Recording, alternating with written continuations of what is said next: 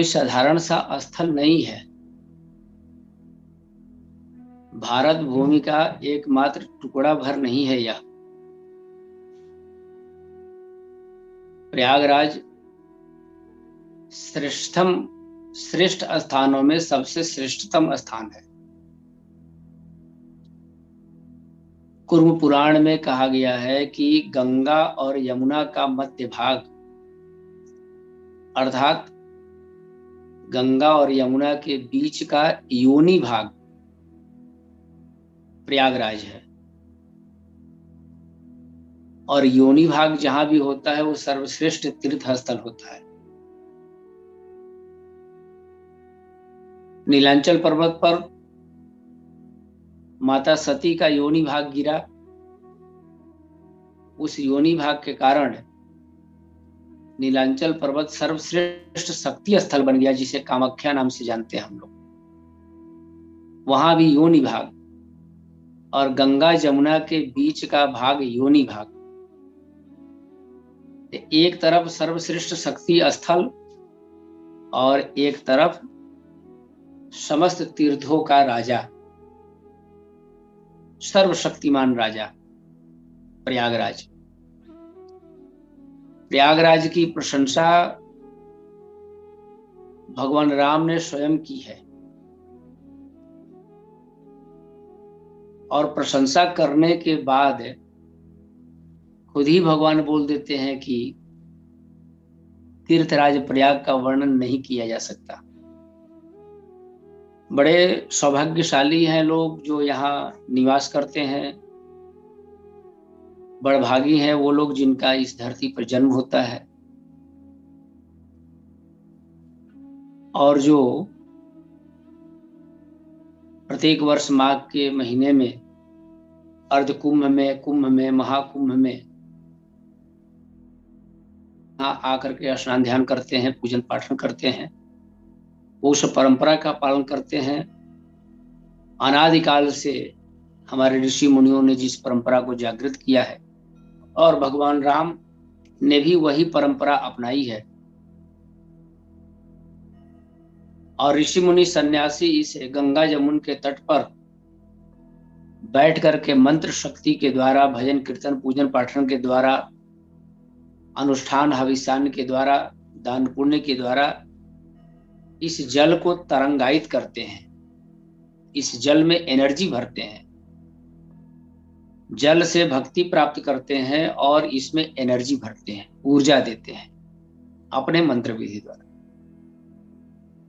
यह जल सबके लिए तरंगायित होकर के और गंगा सागर तक पहुंच जाता है, बंगाल की खाड़ी तक पहुंच जाता है।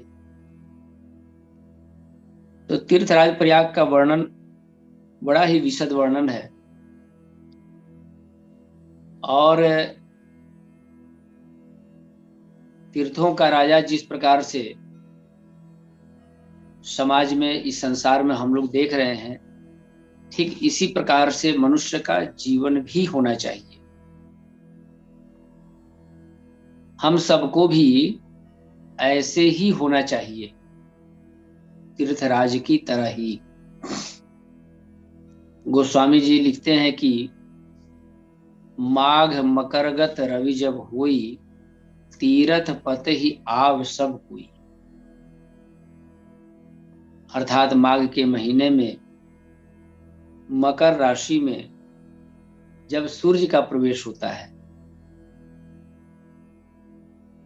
माघ मकरगत रवि जब हुई, जब मकर राशि में सूर्य का प्रवेश होता है तो उस स्थिति को संक्रांति कहते हैं। मकर राशि का स्वामी शनि है, और शनि के घर में सूर्य का प्रवेश,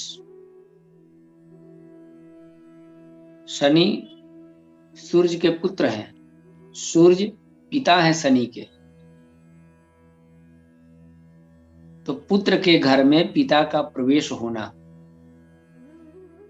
इसको क्रांति कहते हैं। क्रांति का मतलब होता है परिवर्तन, बदलाव। सब कुछ धीरे धीरे बदलना शुरू हो जाता है। नया अन्न आ जाता है, वस्त्र आ जाता है, नई सोच बदल जाती है, मौसम बदल जाता है, सब नयापन हो जाता है। क्योंकि पहला अवसर होता है जबकि पुत्र के घर में पिता का प्रवेश होता है, वरना हमेशा तो पुत्र ही जाया करते हैं पिता के घर में, पुत्र ही मिलने जाते हैं। लेकिन आज का विशेष दिन ऐसा होता है कि पिता ही आते हैं पुत्र के घर में। इस स्थिति को संक्रांति कहते हैं। इस स्थिति का आनंद उठाने के लिए, भक्ति से ओतप्रोत होने के लिए यहाँ पर समस्त देवी देवता निवास करते हैं। गंगा जी में स्नान करते हैं, कथा पूजन करते हैं, और समस्त देवी देवताओं के बहुत अधिक काल तक यहाँ निवास करने के कारण यह तीर्थों का राजा कहा जाता है, और यह प्रत्येक वर्ष होता है। कितने प्रकार के लोग कौन कौन श्रेणी के आते हैं, तो तुलसीदास जी कहते हैं कि देव दनुज किन्नर नर श्रेणी। देवता भी आते हैं, दनुज भी आते हैं। दनुज का मतलब हुआ दैत्य। जहां देवता आएंगे वहां दैत्य रहेंगे। पुरुष और स्त्री ही नहीं, किन्नर भी आते हैं। और जहां यहाँ लूटने वाले आते हैं, उतना ही अधिक यहाँ लुटाने वाले भी आते हैं। जहां भीख मांगने वालों की श्रेणी बहुत ज्यादा होती है, वहां दान दाताओं की भी श्रेणी बहुत ज्यादा होती है। बड़ा अद्भुत संगम होता है। लेने वाला भी उतना और देने वाला भी उतना। वाह रे तीर्थराज। लेने वाले के मन में रहता है कि कहां कहां जाकर के कितना ले लें, और देने वाले के मन में रहता है कहां कहां जाकर के कितना दे दें। संत ऋषि मुनि महात्मा कथा करके अपने प्रवचन पंडाल में वो अलग ही अमृत बांटते हैं। भक्तजन जा करके गंगा यमुना की धारा में डूब करके आते हैं, शरीर का शोधन करके आते हैं। और जितने गुरु संत महाराज हैं वो अपने प्रवचन पंडाल में सरस्वती में डुबाते हैं, उनको ज्ञान की गंगा में बहवाते हैं, ज्ञान की गंगा में डुबोते हैं। तो यहाँ पर ज्ञान, भक्ति और कर्म तीनों का मिश्रण होता है। यमुना जी कर्म, गंगा जी भक्ति और सरस्वती जी ज्ञान। तो केवल स्नान करने से ही मतलब नहीं होता है। डुबकी लोग दोनों जगह लगाते हैं। गंगा में भक्ति की डुबकी, यमुना में कर्म की डुबकी, और संत के पंडाल में सरस्वती की डुबकी। डुबकी ही लगाना है, हर जगह नहाना है। बाहर से भी डुबकी लगा के नहाना है, और पंडाल में बैठ के अंदर की डुबकी लग रही होती है, अंदर की छटाई होती है, अंदर की गंदगी दूर की जाती है।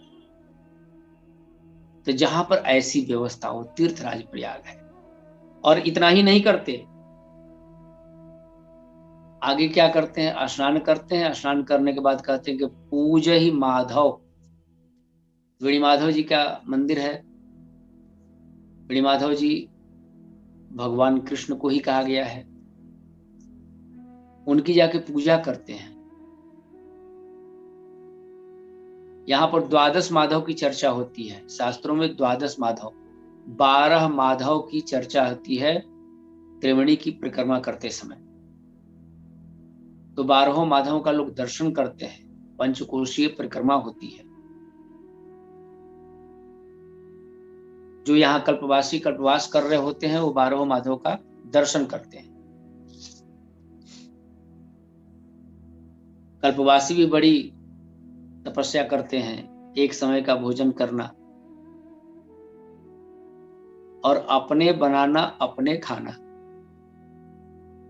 खुद के भोजन में से दूसरों को खिला देना, खिला के तब खाना, लेकिन किसी और का नहीं खाना। कल्पवासी यहाँ इतने कट्टर होते हैं कि जो कल्पवास कर रहा है वो दूसरे का एक गिलास पानी तक नहीं पीता। जबकि वही गंगा जल में स्नान करना, वही गंगा जल लेके आना, वही बम्बा का पानी सरकारी सब जगह सप्लाई होता है, बावजूद इसके दूसरे के घर का पानी नहीं पीना, अपना ही करना। एक समय भोजन करना, और भोजन में भी तमाम सामग्रियों का प्रतिबंध। मूली नहीं खाना तो बैगन नहीं खाना, तो गाजर नहीं खाना है, तो शकरकंद नहीं खाना है, कई तरह का प्रतिबंध। वादी चीजें, गरिष्ठ भोजन नहीं करना है। और चाहे जितनी ठंड पड़ जाए, कल्पवासी आग नहीं तापेंगे। आग तापना वर्जित होता है, अग्नि का प्रयोग वर्जित होता है। खाना पका लेंगे लेकिन शरीर में आग ना लगे कहीं से भी।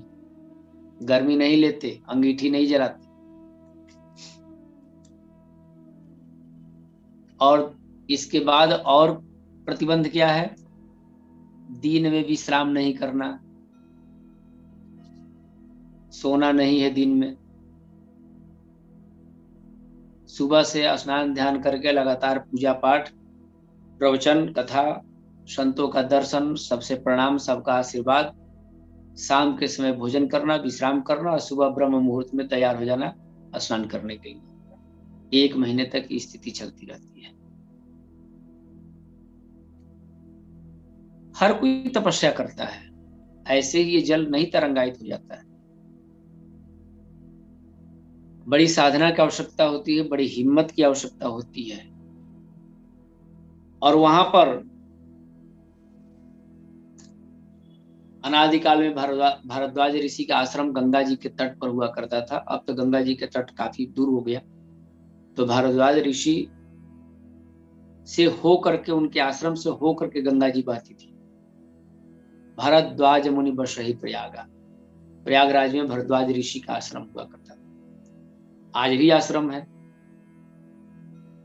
तो वहां आकर के